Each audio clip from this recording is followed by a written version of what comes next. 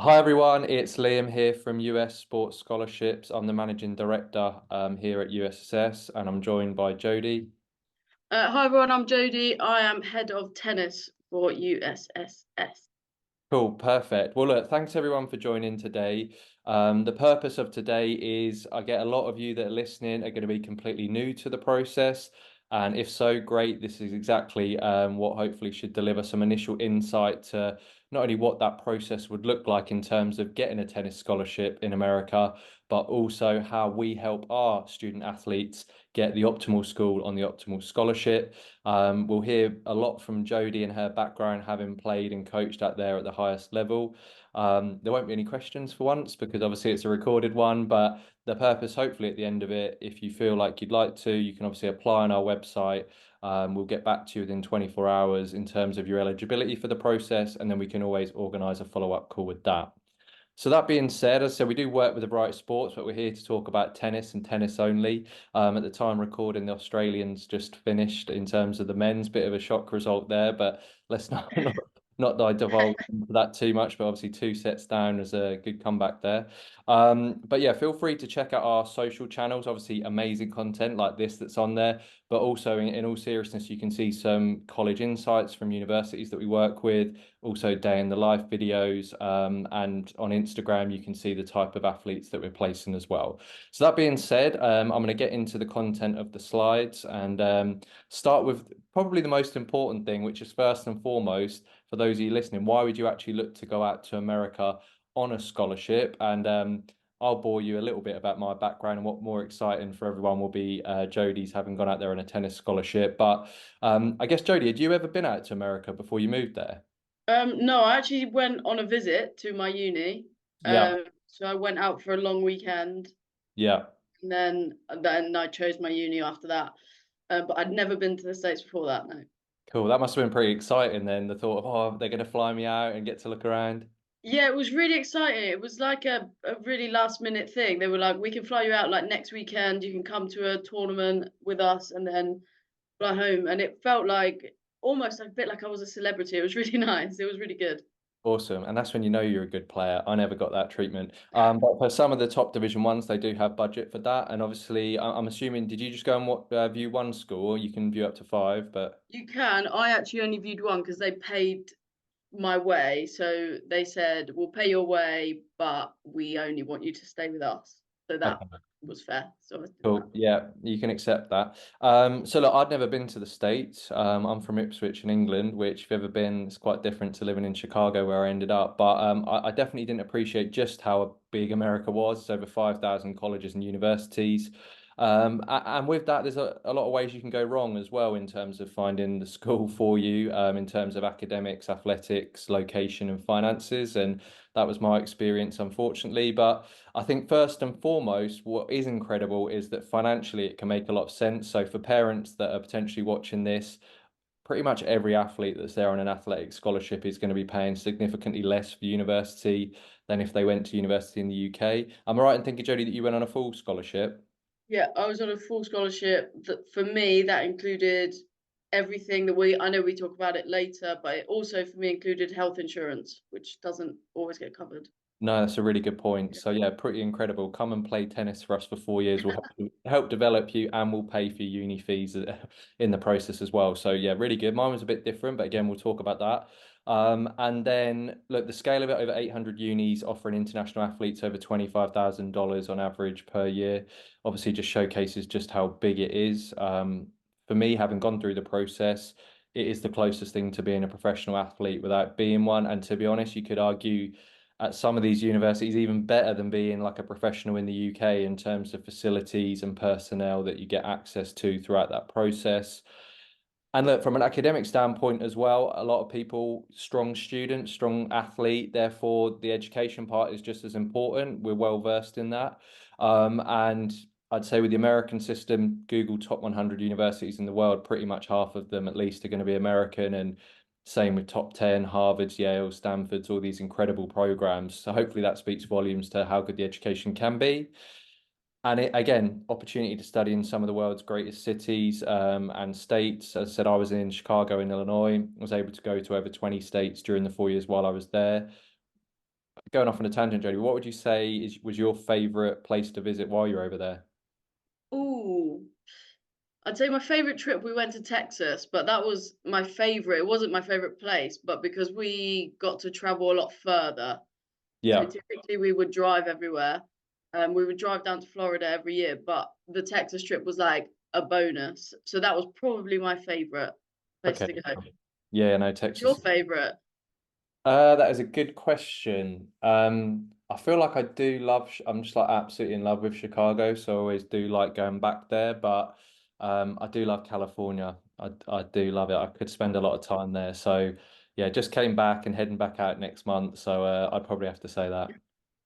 So yeah, and going back to it, obviously the magic of college life, watch our day in the life videos, go on social media, watch Last Chance U, all of these incredible things that thanks to technology, you've got these at your fingertips. I'm that old that there actually wasn't really the internet to be able to use to look into these things. I think I just picked Chicago because I like the Chicago Bulls, and that was about as far as my research went. So taking suntan lotion when for a full semester in Illinois was a bit optimistic, looking back and quite comical. But yeah, incredible opportunities out there. But again, coming back to it financially, obviously we've heard from Jody, like she was able to go there and have everything covered. So essentially your costs are flights and spring break. I don't know, like there's not really a lot to it, social spending outside of that. Probably a good time now to talk about the different colleges, governing bodies, divisions, because I know for me, when I went through this, I was so confused. I actually looked back some old emails of coaches contacting me, and I just was so clueless, so clueless. And to me, like if a school had contacted me that was a community college versus at one point, Duke contacted me about coming to see me play, and I just ignored it. Like looking back, I was just thinking like, what was I doing?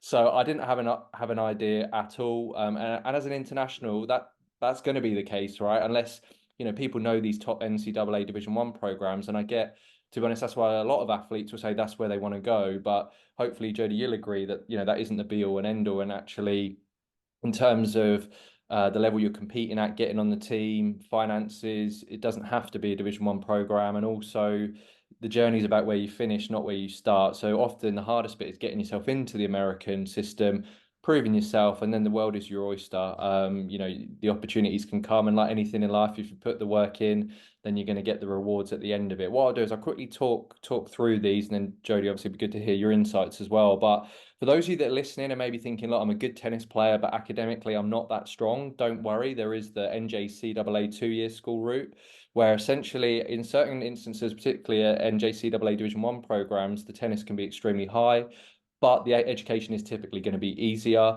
What goes hand in hand with that is actually cheaper schools as well, with a community college normally sitting around $15,000 a year. We can definitely we could probably do a whole seminar just on costings, but we can definitely have separate calls on that. There's a huge amount of obviously schools across each governing body and division. But if you're sitting there and thinking, well, no, I'm actually very good academically, then we would look academically to look at the NCAA or the NAIA, which are the 4-year governing bodies. Over 250 schools in the NAIA, NCAA, you've got over 1,000. So huge amounts of programs within that. One of the key things to acknowledge is that an NCAA Division 3 program can't give athletic scholarship. And as a result, we don't send a huge amount of athletes there because it can be quite expensive, albeit with the caveat there are some incredible Division 3 programs. For example, I was in Chicago. University of Chicago is one of the best universities in the country, and they also do have a strong athletics program as well. Now, in terms of looking at Division 2 and Division 1, there will be schools that have stronger tennis teams at Division 2 than Division 1. I know that's hard to believe, but there is no relegation or promotion. You get the status based on various factors such as campus facilities, teaching staff, student bodies, and you actually have to apply to change divisions. So it's not like necessarily you're going to have a better option at a Division 2. But I guess at that point, it'd be good to hear, Jody, your experiences of being at obviously an NCAA program as well. Yeah, so I went to a Division 1, but not that long before I went there, it was actually a Division 2. So it had applied and had changed to a Division 1. I didn't know that prior to going because they don't really tell you that. Yeah. But I was really naive. I only looked at Division 1 because I thought Division 1, best tennis programs.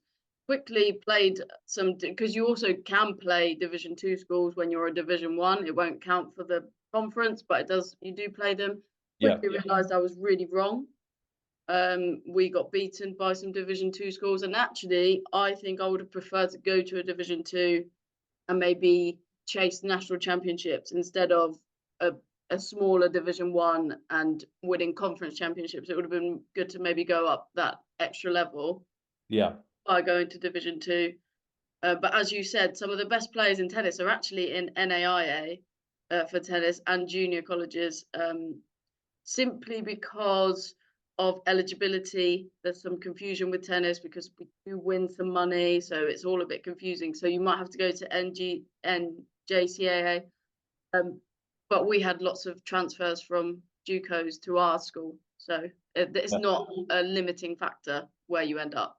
Yeah, and I guess also just thinking back to when I was saying why America, obviously in terms of tennis and the Pro Tour, that is where majority of the players are coming from. And even if you go back to like the likes of like Maria Sharapova and players from Russia or Europe, a lot of these are going over to the States at such a young age to, particularly in Florida, obviously there's huge camps and IMG and things like that, going over at like the age of 5 and 6 because they realize this is the natural route to kind of get into the pro game. So yeah, I think probably that speaks for itself and sells itself in terms of I don't think there's a better place in the world to hone your skills at a university system than in America. But look, it's a huge business. Right now, at the time of recording, like with name, image, likeness, there's arguments about players getting paid, to your point. Obviously, it's strictly amateur, but you know, it's an ever-evolving market here. But yeah, there's over 500,000 student athletes competing in America right now every year. So it's a huge business. So yeah, long story short for this slide is regardless of your academic standing, we're here to guide you towards what is the right fit for your tennis ability as well, because yes, you want to come out debt free or as close to it as possible, and you want to get a top degree, but naturally you also want to be in an environment where you are going to develop as a tennis player for 4 years. So that's super important. Moving on from that, I'm not sure how well people can see this, but the key point of this was, and actually, sorry, going off on a tangent again, is I actually went to an NAIA program and we actually beat Division 1 programs as well, albeit in soccer when we would play them out of season. So we actually used to enjoy those ones because being an NAIA program, sometimes you are overshadowed by the NCAA. So we always used to like to get one up over the NCAA programs as well, which is good fun and opportunities to travel more. But yeah, when I looked to go out to the States, unfortunately, I didn't get a full scholarship like you, Jody. But I was so naive. I just thought, look, I'm a good athlete. I've got straight A's. Give me a full scholarship. Simple as that. But obviously, what people got to recognise, obviously, you did get one, but it is super competitive for those limited scholarships. Unfortunately, the coach doesn't have an unlimited checkbook where they can just give everyone a full scholarship. And ultimately, if you think of them, they're like a mini business where they need to balance the book. So they've got limited scholarships. So I'm sure you had it, Jody. You're there on a full scholarship. I bet there were girls on your team who definitely weren't on a full scholarship, and maybe their family are willing to pay $20,000 a year for them to be on the team compared to you that's paying nothing. So I think the key point of this slide for me was to say, look, you know, they've got a certain amount of scholarships to give, and obviously we're not here to guarantee you're going to get a full scholarship. Obviously, that's the ultimate goal, but if you're willing to contribute, maybe that opens up additional options for you. But I guess interested to know, Jody, with your process, does it just sound like it was like that one school was always on the radar? Once they made the offer that was right for you, it was a done deal, or were you exploring other options as well? I was exploring. I think I ended up with about 5 offers, roughly, but there was between two at the end. Yeah, Um, and I went and I met a girl in England who was on the team at the time during the summer, so she was about to go out there. yeah, And I talked to her about it. I was like, "So, can you tell me about the other school because it wasn't that far away?" And she was like, "Yeah, the tennis coach there isn't that great." Um, so I ended up picking the one I was on, but they were both full scholarships. I was very lucky, yeah, and at that time there were more programs offering full scholarships than there are now due to programs being different. yeah, Um, so I was very fortunate, but there were offers that weren't full that I was highly considering because maybe they're a better school or whatever, better yeah, location. yeah. But I did end up choosing the full scholarship. That was just my family's financial position, so I had Yeah. to go for a full scholarship. No, that's great. And obviously, look, there's up to 1,000 colleges with tennis programs in America. So, as I said, plenty of opportunities there. Did you actually use a company? Sorry, I feel like you've told me I before. Yeah, I did use a company. It was a smaller company than this, and it was, probably one of the best at the time because Yeah, times sort of obviously changed in the yeah, many, many, many years since I went. yeah, And they were good. However, I was misled a little bit about what I needed.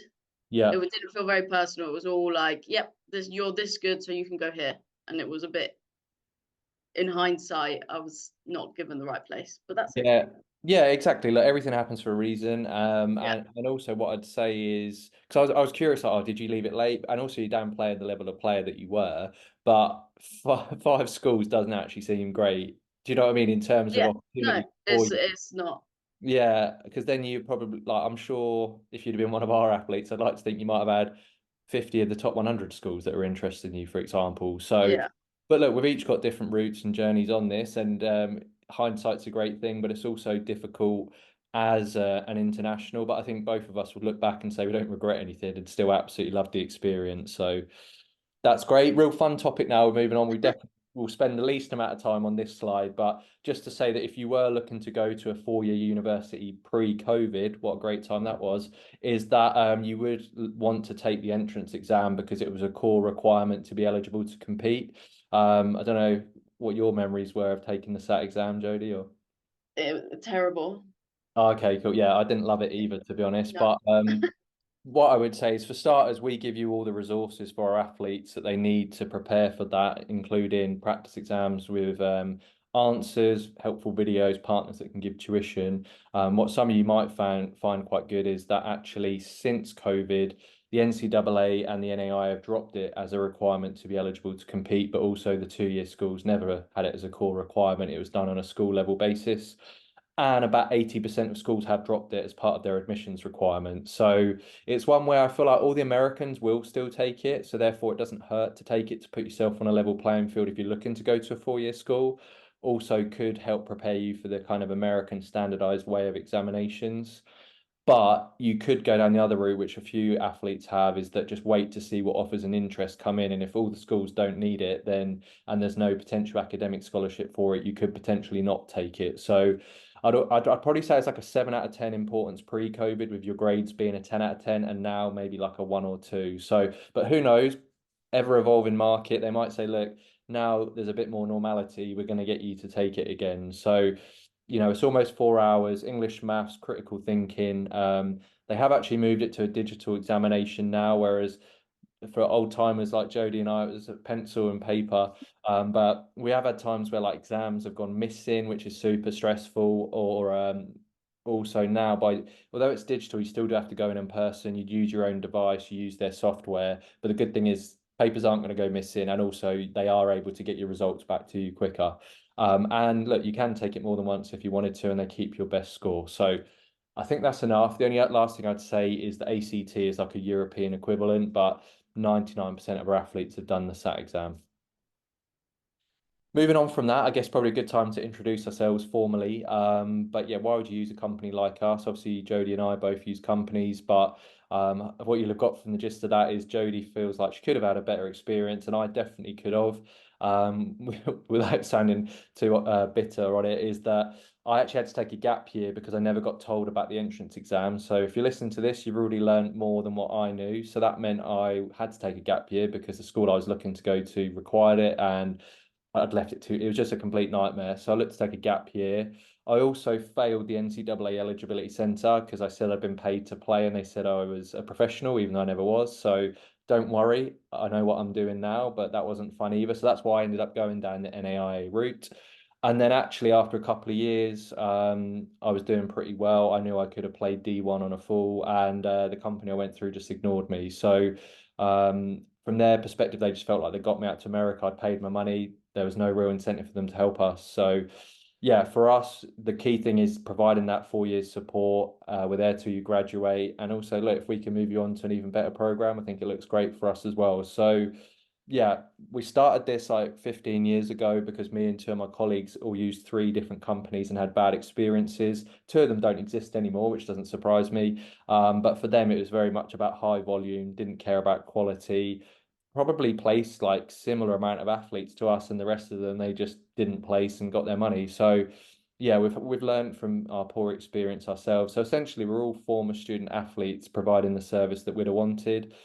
This is actually a little bit out of date, but we've placed over 1,500 athletes now, and combined over $30 million in scholarship for that, which we're super proud about. And that's over 700 different colleges. So we are experienced in the sense we've been through the process ourselves and learned from that. Connected and trusted in that we work with every single tennis scholarship given college and university in America. Respected in that, and we do get over 20,000 applications a year across all sports, but we only offer 50 places on our tennis program each year to the reason that I said actually, so that the athlete gets the personal support throughout the process. So it'd be Jody and another member of her team, or myself, that would be the designated representative. So you got two people with you the whole time until you graduate.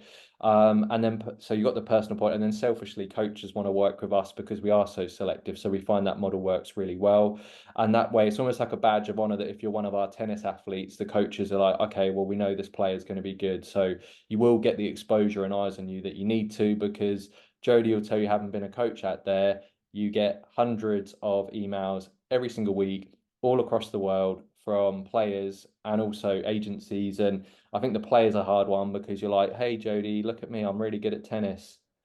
And you're probably not going to get seen. I'm not to say that isn't the case. Like, we've got an academy athlete package that players do get placed on, but obviously, we're here to get the exposure and the placement. So, and look, we want to be as transparent. We pride ourselves on our service. We've got a Trustpilot page, so feel free to check that out as well. But yeah, Jody, I guess a good time to intervene and ask you like how that was as a coach and a recruiter when you are getting bombarded with potential candidates, and how many tennis players would you be looking at for a scholarship at a time? Um, so videos, we would probably I on my in my inbox every day, I'd probably get about 30 to 50 videos Yeah, during the peak time, and then I would probably watch about 10 of those if I had time.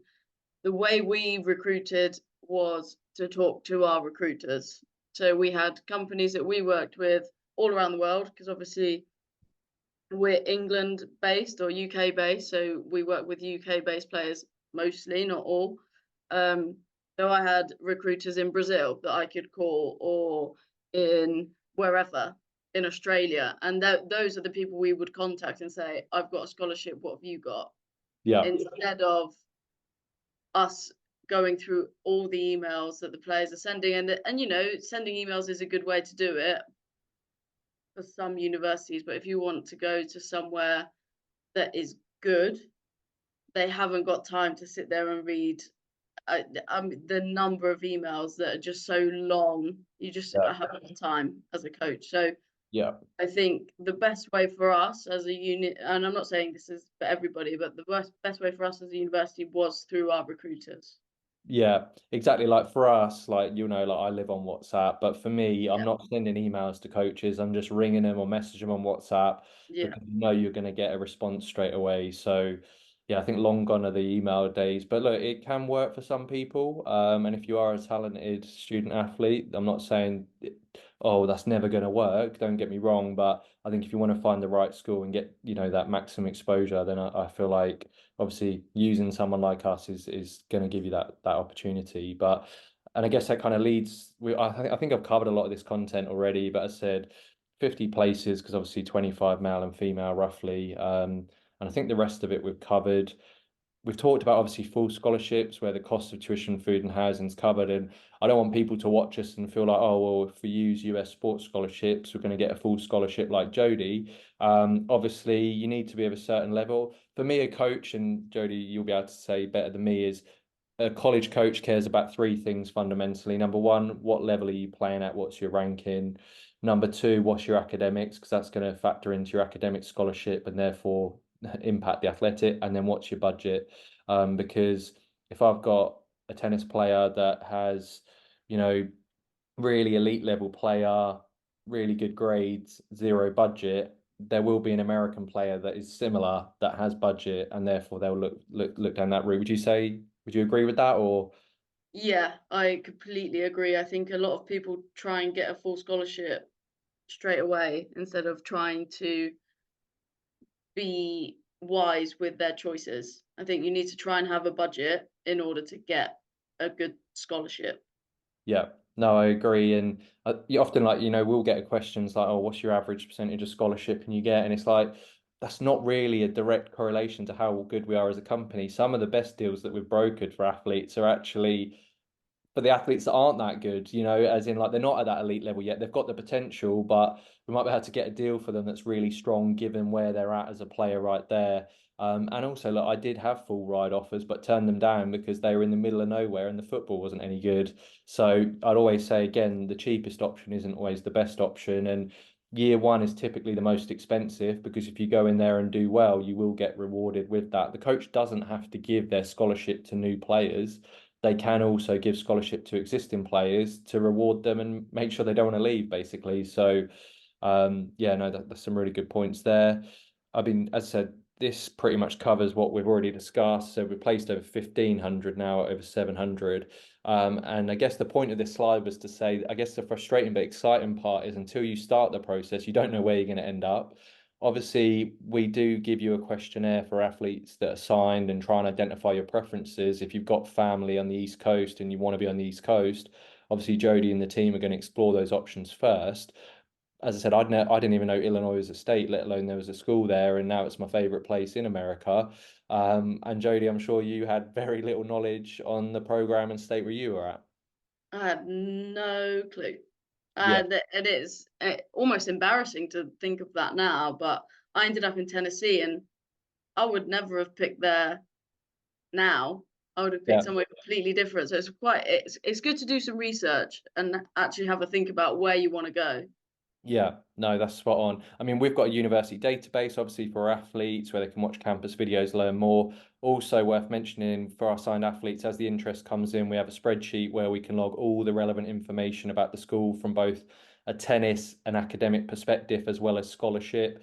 So, academic reputation, have we got tennis players there already or other athletes that we can put you in touch with? So we want to make sure there's no surprises for you so that when you are out there, it delivers the experience that you need. Because when I went out there, I'd never seen the campus, didn't know about the climate. I literally knew nothing. It's completely mad looking back. Whereas nowadays, especially since COVID, like campus virtual tours are incredible, even things like Google Maps to be able to look around the surrounding area. Like, but obviously, look, we're here to provide you guidance towards that to make sure because we understand what you're trying to get out of the process. We can find the perfect match.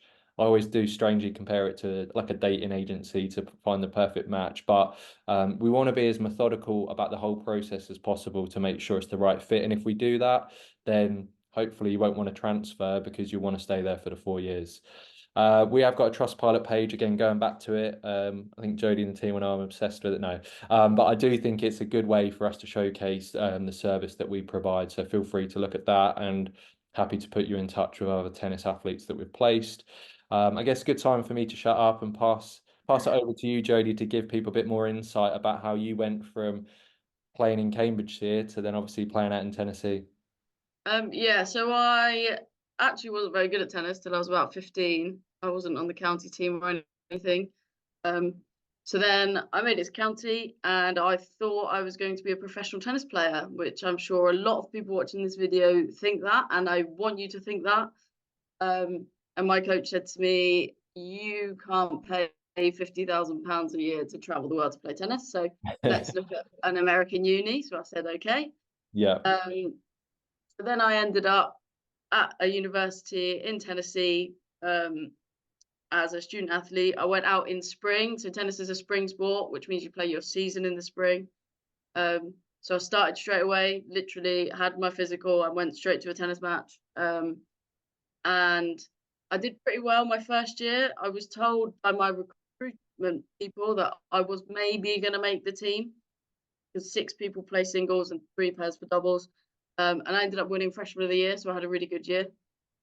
And then I carried on and I played number 1 for my team, and it was really great. We won some conference championships. I was player of the year for my senior year. And I actually ended up staying. Well, I came back to England and then I got a visa and I went back and I was what they call a graduate assistant. So I got my master's degree fully funded as well. And I was then the assistant tennis coach for quite a while. So I was recruiting, I was doing everything for the team. The head coach then retired after I left. So that's how my journey. I think it changed my life. I might have gone somewhere different had I been recruited differently, but it definitely changed my life. I loved my time there. So much so that I'm still coaching. So now I'm the head of performance tennis at a club in Eastbourne, but I'm also the under 18 Cambridgeshire tennis captain. And so I'm still very involved in high level county tennis and national tennis. I've got a national tennis player as well. So it's really great. Some of the people I went to university with ended up going on tour. One of them, who was actually my coach, he went there before me, ended up playing doubles. And I think that's my whole tennis journey. I would say most people want to go pro, and I would just tell you to have a look at the stats about people that have gone to America first. This Yeah. year alone, there are 16 people in the women's and men's qualifying who are attached to a university currently at the Australian Open. So I think that speaks volumes. I think it's very, very hard to go on tour at the moment, and I think this is the way to go. No, it's a great point. And obviously, like Norrie, he went and played, right? So he played out Yeah, in the States. And I mean, his yeah, rise has been a bit crazy, to be fair, right? Coming from the university that he was at to obviously the heights he's reached. And yeah, like what you achieved is phenomenal, especially to go out there and get freshman of the year at a D1 when obviously you started quite late in terms of taking it seriously. So no, that's really good. I mean, you brought up a good point as well about the fact that it's a spring sport. Some people might be like, well, so what? I'm only playing for a short period of time, but yeah, give us your insight on that because obviously you're still getting a lot of tennis contact during the fall as well. yeah. So tennis is a spring sport. So when you go, if you go in September, August, September time, that is the off season. But actually, in tennis, it means that we're playing a lot of ITA, which is the tennis governing body, the Intercollegiate Tennis Association. You're playing a lot of their tournaments. This provides you with, if you get a ranking, a ranking. So rankings work similarly to WTA and ATP rankings, but not everyone is ranked. And then you end up at the ITA indoors, which is actually still a team event. And so you actually play a lot in the fall. We traveled probably 7 weekends, which is quite a lot. It's more than most other seasons for other sports, their off season. So in football or soccer, they don't play that much in their off season, but tennis, we travel still. And then in the spring, you're going to play more dual matches. So you're playing one university against another university, and you're playing for the conference championship, followed by the national championship after that if you win your conference, which is actually after most universities are finished. So yeah, that's the fall and the spring. And then some universities will also take you to ITF tournaments. So they're not college-based tournaments during the fall season, depending. So some will take their seniors just before they want to go on tour to a few ITFs to get them some points. Perfect. No, that's great. And obviously, yeah, you'd play against obviously non D1 teams as well during that off season. Yeah, and in season. So in season, we'd play some D2s depending where we were. So the D2s in Florida are going to be stronger than some of the D1s we were near. So we would end up playing some really strong junior colleges in Florida because they're going to get the better players because of the climate. Yeah. So that happened as well. So yeah, we play them year round. It's not like I think in soccer you can't really play different divisions Yeah, exactly. in season, but in tennis you can. Okay, cool. No, that's good insight for sure. Yeah, I don't think anyone wants to hear, well, first of all, see that tragic picture of me, but also It to doesn't hear, look anything like you. I'm glad, I'm very happy about that, but I feel like there's at least there's some evidence still, and it's not in black and white. But Yeah, look, I mean, I don't need to talk too much about my experience because it's not tennis based, it was soccer. But just to echo from what Jody said, that it was a life changer for me. Wanted to be a professional, didn't work out, and then was just going to go to uni in London like my sister and get in a ton of debt. Was able to live in Chicago for 4 years and come out debt free. So I think hopefully that speaks enough about the experience. And then just going back to us as a company, the key thing for us is having people like Jody in place that specialize in those specific sports. So, we have got heads of across all the sports that we operate because it's really important. And what Jody brings is invaluable, which is that network of coaches in the US where we're able to obviously first and foremost act like a sports agent and therefore connect the athletes to the correct school. But then hopefully what you get from today is there's a lot more that goes into that in terms of entrance exams, eligibility centres, admissions, health insurance, visas, flights, support for 4 years, potential transfers that comes with that as well. Um, so yeah, I don't want to delve too much into the different packages, but if you're listening right now, anyone can sign up to our online package, which essentially gives you a process timeline of what that looks like. You can browse through universities. Your profile also can be put on our coach's website, which I'll talk about a little bit shortly. So yeah, that can be a hugely valuable resource. I know there is something called Google where you can find this all out, but our athletes like this so that when schools are contacting them, they can log in, learn a little bit more in a central place.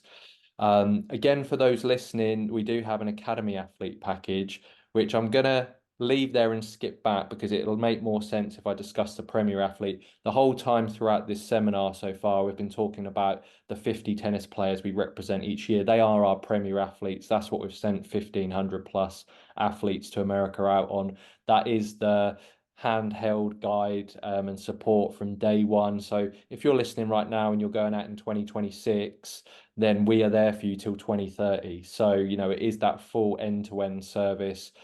Everything is accessible. We have a WhatsApp group with our athletes and their families, so 24/7 accountability and support there. You get that athletes area access. You've got the shared Google Drive, so everything that you need from end to end, based on the 15 years experience that we've been doing this. You do have to be offered a place on this package. So again, going back to what I was saying, you get all that personalized support. And obviously, from a business, these are the athletes that we want to put our name to as well in terms of promoting to coaches. So the reason why then I work back on the academy athlete is it's you get access to everything in terms of resources, but ultimately you are responsible for your recruitment. So you are the ones that will be actively contacting coaches, which we can provide guidance for. And obviously, we've actually talked about it a fair bit on here, but also about obviously the success rate is going to be higher with the support from us. The last thing I'd like to add on this, though, is there might be some tennis athletes that are listening to this at 14, 15, which is great. You're obviously looking at it at an early stage. I think Jody echoes me in that I looked at it quite a late stage. And that's pretty normal as an international. If you're in the American system and you're good, 100% you're thinking about it from the age of 14, 15. So for the academy athlete, you could start as an academy athlete at 14, 15. You can't actually be contacted by a college coach until June of your junior year anyway. So you could start as an academy athlete, and then if you've been offered a place to do so, you could then upgrade to a premier athlete. So, Jody, I don't know if you want to add anything to that in terms of that kind of like junior year, June period where they can't get contacted before, or is that, or do Um, yeah, it's a funny rule that I think a lot of people don't really understand. So you can't be as Liam said, you can't be contacted. So there's no point in going too early, but it's a really good time to learn a lot about what you want to do or how you can do it. I yeah, think that's the time where I did nothing, and then all of a sudden I tried to do everything at once, and that's when it all went a bit wrong. yeah. And the earlier you start, the more prepared you are to actually talk to coaches when they can talk to you. Yeah, no, it's a really good point. And we've had girls and guys where because they're already on the radar of the coaches and we can communicate with the coaches, just they can't communicate with you. Again, a sad analogy, but if you look at Harry Potter, when all the Hogwarts letters are coming through the post, it's almost like on that June deadline. If you're an elite level athlete, you watch your Yeah. emails fly. And, we had obviously that female athlete this year where she had over 75 schools contact her on that day alone. So if you want to go to an elite level school and you're an elite level student athlete, do know that those scholarships are going to get eaten up super quick. So you can miss out on opportunities. So yeah, hopefully that's helpful. There's definitely more information on the services page of our website, but just wanted to give a quick overview. Going back to earlier in the seminar, this is a couple of screenshots of the type of thing you get access to with the university database and resources such as SAT exam. We've also got like strength and conditioning programs on there, nutrition programs. So nice little add-ons for you as a student athlete to prepare yourself prior to going out to America. We also have like an athletes database. So earlier in the seminar, I talked about over 800 coaches a month for access in our coaches website. This is what they would fundamentally see when they log in. So I can come in here and say, I want to look for a male tennis player for 2026 who's got this ranking and these grades. It would bring up all the relevant profiles. And then obviously highlight videos can be key. Obviously with tennis, it's a little less subjective because you've got rankings and tournaments, the same as with golf or track and field. Obviously with soccer and team sports like rugby, there is a little bit more subjectivity in there. But of course, they want to see your technique. They want to see you in probably training as well as matches. Because they might actually say, look, Jodie's competing at this level, but we could definitely improve her backhand, or we could definitely improve this type of technique on her serve. So I don't know, what did you do, Jodie, in terms of footage when you went out? So I did a video. So typically a tennis video will be a training session followed by points against whoever you're hitting with. What I would say is, as a person that viewed thousands of videos, don't cut out anything because it's really obvious. As soon as we see that you've cut out a mistake, I'm not watching it anymore because I know the video is cut in order for you to look better. Yeah. They're not looking at mistakes. They're looking to see how good you could be. How Yeah. good can they make you? It's not just how good are you right now. Also, what Liam was talking about, a lot of coaches now only use the UTR system in order to rank players. So if you've got a UTR, you need to try and get that as high as possible, because some coaches will not look below certain numbers depending on what school they are. So that is probably your most important thing. Your UK ranking is great, but your UTR to them is more important. No, that's really good insight. And we find that across all sports, same with golf, like they want to see three continuous holes and they're not expecting three hole in ones, right? So they want to No. they want to see your different shot choices and where there's element and everything's positive. Like as I said, if you're that elite level and they actually see like a flaw in your game, that can also be quite a positive for them as well, that you're not the finished article. So that's great. I mean, I'm sure this all sounds amazing to those that are listening in terms of go out to America like Jody, play tennis every day, graduate debt free, get a top degree. But yeah, also, the guarantees in terms of we can't guarantee which schools or what offers are going to come through because ultimately it's down to a coach's discretion. But hopefully, again, what you got from today through our personalized approach, our extensive network and experience, we can guarantee that we'll get you the best outcome based on what you're looking to get from America, which is definitely easier said than done, and I'm sure a lot of companies will say that, but is definitely something that we pride ourselves on getting to know our athletes on an individual basis to make sure we get the right outcome for them.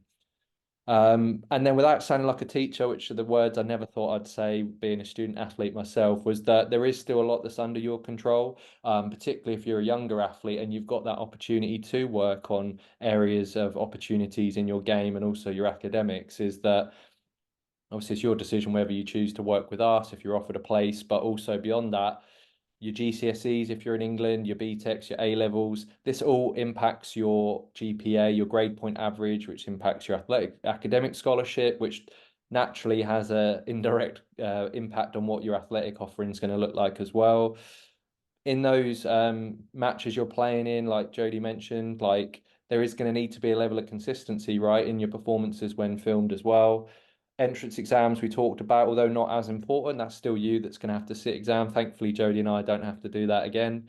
Did you take it just the once? Yeah. Yes. I didn't want to do it again. No, that was enough for me. Without going on a tangent too much, I actually, when I sat mine, I think I told you this before, I had Emma Watson sitting next to me, which was a bit of a strange one. I know, another Harry Potter reference. Yeah. But yeah, she definitely did better than me. And look, how you get on with coaches. Sport is subjective, and different coaches are going to have a better fit to different athletes. And on the most basic human level, you need to feel like you've got a connection with that coach, regardless of what you think of them in terms of their performance as a tennis coach. So, Jody and I might be saying this is the perfect fit for you. If you get on that call and you just don't feel like there's a connection, they could potentially be your coach for 4 years. And that's a long while if you don't have that rapport with your coach. And we've all had coaches we have got on with and some we haven't. So, we're here to guide you towards what we believe would be the best fit for you, but ultimately it is the decision down to you where you want to go.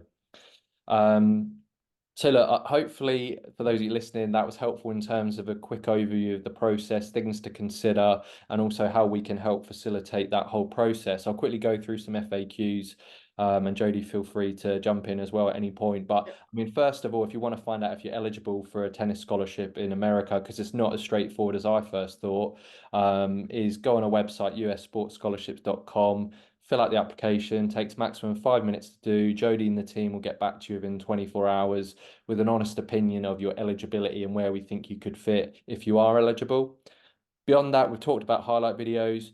The gap year one is quite an interesting one, which I'll pass over to you, Jody, because it's very different to other sports. Yeah, so tennis, unlike every other sport, you can take a gap semester.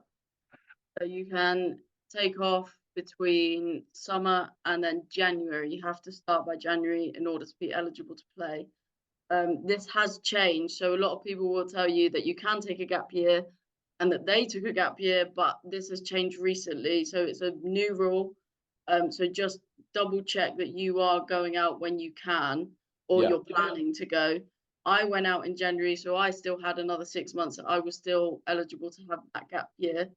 And that was due to not being eligible as well, due to grades and exam results that were late. Um, so just double check that you are not thinking you can take a gap year because you can't in tennis, but you can in every other sport. So don't listen to anyone else. No, sounds good. I did take a gap year as we established earlier as well, which obviously if I'd have been a tennis player would have been an issue too. Also worth adding, if you wanted to just go down the JUCO route and play at an NJCAA for 2 years, you could go down that route, but then you might then get the issues when you look to transfer out at a 4 year school. So you might have to stop there at an associate's degree. We've talked about exams. One kind of common misconception we get is that people think they have to do a sports related subject because you're there on a sports scholarship. That isn't the case. I would actually say that's still the most popular one with their athletes, but I think that goes hand in hand. I did a business degree. Outside of that, if you want to study psychology, engineering, aerospace, whatever you want to do, as long as the school offers it, then you're all good. Remind me, what did you study when you're out there, Jody? So I did sport management, which came under business. And then I did my master's in educational leadership. So a bit sport based. But on my team, the most common degree was engineering.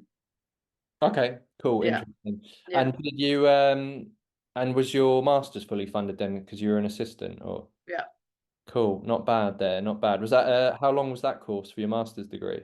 I it would have been 2 years, but I did it over three so that I could stretch it out a bit. My visa, I could stretch my visa. Okay, Yeah, nice. So yeah, 7 years of education for free, not bad. yeah. So that's great. And look, I think if you pick something quite niche, there are certain subjects where it's a consideration. Like if you're doing law, it's a different route. You have to do law school. You're going to study American law. Physiotherapy can be a bit different. But if you say like I want to do marine biology or be a zookeeper, then obviously you might narrow your chances a little bit there in terms of schools. But on the whole, if you pick something that most universities are going to offer, then you're maximizing the number of schools that could be interested in you. Ideal time to apply is a year and a half to 2 years in advance, really, because as I said, coaches do know well in advance how many athletes they're going to be recruiting for in future years. Because as long as people graduate on time, they kind of have a conveyor belt of when they're going to be leaving. What determines how much scholarship? Again, hopefully what you got from today, it can vary on a variety of things, not just your grades. It could be the SAT, obviously your athletic ability.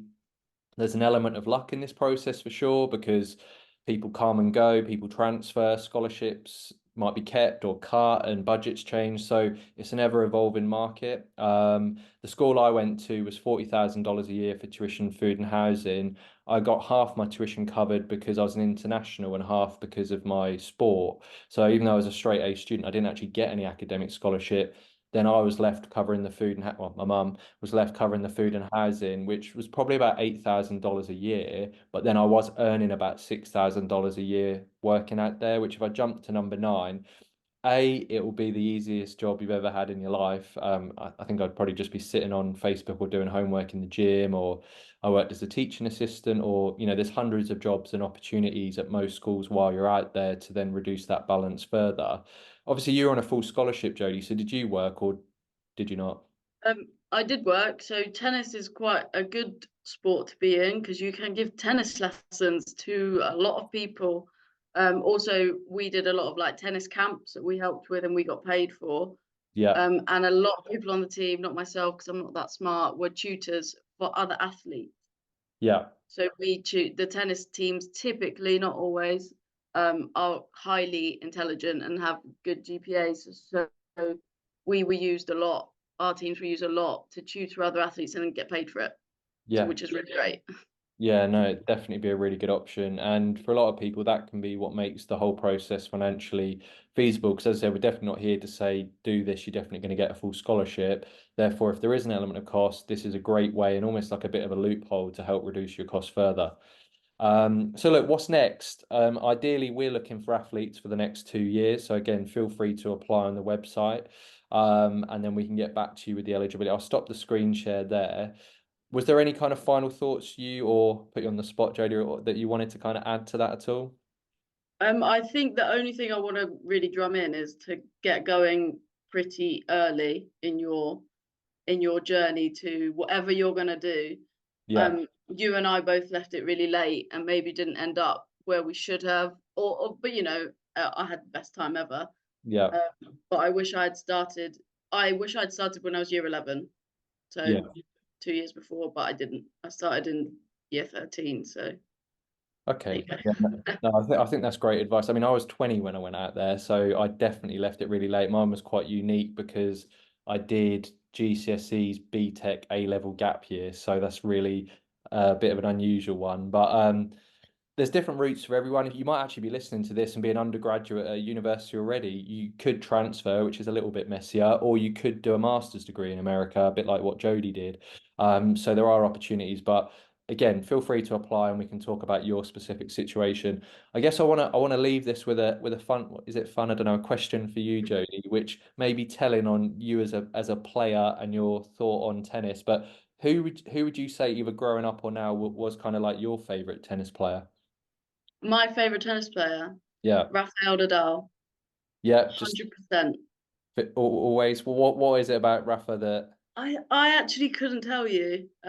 Obviously, I grew up with Serena Williams, Venus Williams, and I loved them, and I loved that. I just watched loads of tennis. But as a person, when I got a bit older, because he's actually not that much older than me, but when I was like 15, 16, he was kind of coming out on tour, and I think he just changed my view on tennis. He is the one that made me want to be a professional tennis player.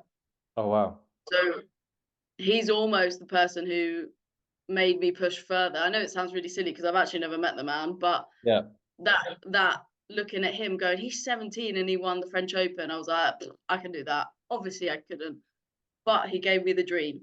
So yeah, I think that's why. yeah. No, that's great. And have you seen the program on Netflix? The break, is it Breakpoint? Breakpoint. Yeah, Yeah. Breakpoint. I have. Yeah.